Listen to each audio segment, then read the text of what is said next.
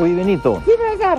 Vamos a aprovechar que has venido con Borla Imperial para presentar un programa sobre Manco Inca. El Inca que no mancó. Efectivamente, no mancó, sino por el contrario, dirigió la resistencia andina contra la conquista española. Ah, pero el que mancó fue Juan Pizarro.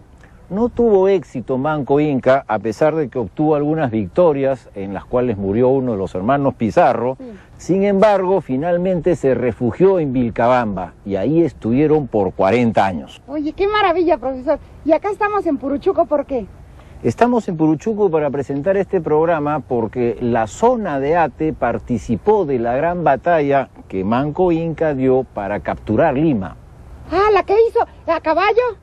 Efectivamente, y entonces aquí hay un entierro, hay un cementerio inca, y en esos entierros hay algunos personajes que murieron combatiendo contra los españoles. ¡Ay, qué chévere! Profesor. De tal manera que Puruchuco evoca bien la última resistencia que libraron los incas contra los españoles. ¡Un panteón de los héroes!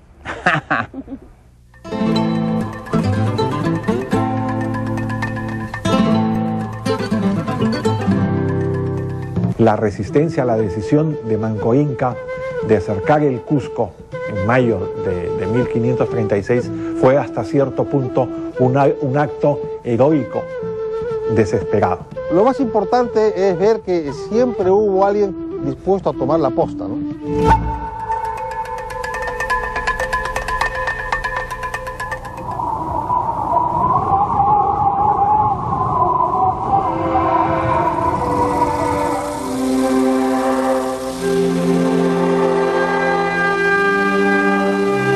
Cuando arribaron los conquistadores españoles, los incas estaban finalizando una cruenta guerra civil que concluía con el triunfo de Atahualpa.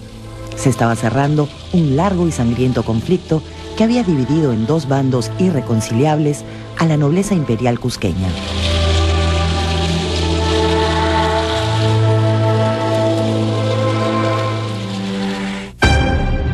Este conflicto se había iniciado cuando murieron el inca reinante, Huayna Cápac, y su sucesor asociado al trono, Ninan Cuyuchi. Ambos fueron víctimas de una epidemia de viruela que había asolado Sudamérica antigua, sembrando gran mortandad. Esta peste provenía del Viejo Mundo y había llegado a los Andes adelantando a los mismos españoles. Cuando falleció el Inca Viejo, hacía ya varios años que se encontraba en Quito gobernando el imperio desde el norte. En ese momento, la Colla salió rauda al Cusco para hacer nombrar Inca a Huáscar, su hijo predilecto. En la capital imperial, la Colla movió sus influencias en las Panacas para presentar un frente unido en torno a su hijo. Logró su cometido y el joven príncipe fue consagrado como Inca. El acuerdo distaba de haber sido unánime y, como siempre entre los incas, esta sucesión había abierto un proceso de selección del más hábil. A diferencia del mundo occidental, los incas no tenían derechos sucesorios fijos y establecidos a favor del primogénito. En el mundo andino, el soberano heredaba el trono al más político de sus hijos. Ello, normalmente, significaba alguien capaz de formar una coalición victoriosa con un grupo de sus hermanos. Suficiente evidencia como para pensar que los incas, cuando llegan los europeos en 1532, estaban en el proceso de desarrollar el concepto de nación.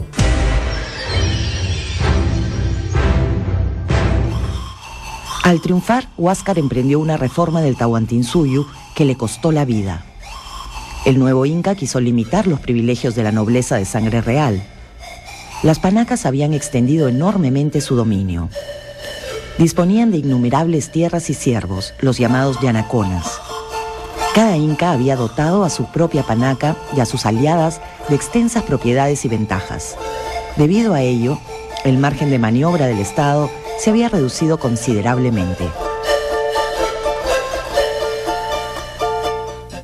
Ante esta situación, Huáscar quiso una reforma que devolviera el poder al Estado central y redujera la autonomía de las familias nobles. Para esto, atacó a las momias y pidió que se redujera la concentración de recursos en los muertos. Ellos que operaban como tótem de cada familia de la alta nobleza imperial. Sus pretensiones fueron rechazadas por parte de las Panacas. Además, una familia muy prestigiosa, vinculada nada menos que a Pachacútec, se rebeló y llamó a su hijo que estaba en el norte al mando del ejército de su padre. Este hijo llamado a la sublevación era Atahualpa. Significa que al Estado, ¿no?, le han ido quitando las mejores fuentes de recursos económicos y de recursos humanos en beneficio de, ¿no?, las panacas. Huáscar tuvo también muchos aliados, entre los que se encontraban los jóvenes nobles del imperio. Ellos estuvieron fervorosamente del lado de la reforma. Huáscar y los integrantes de su panaca, la Tupac Yupanqui, fueron obviamente el núcleo de la fuerza reformista. Huáscar representa la modernidad, mientras Atahualpa representa el sistema. Y por supuesto, el sistema es más grande que la modernidad. Lo aplastan a Huáscar. La guerra fratricida empezó con una victoria significativa de Huáscar. Los cañaris eran un grupo étnico del actual Ecuador que apoyaban a Huáscar y lograron vencer a Atahualpa en un combate. Inclusive lo detuvieron y lo encerraron. Sin embargo, esa misma noche, mientras los cañaris celebraban su victoria, Atahualpa se escabulló de prisión.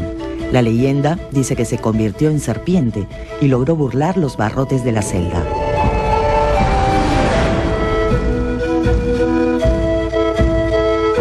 Una vez recuperada la libertad de su jefe, el ejército inca del norte inclinó la guerra a su favor.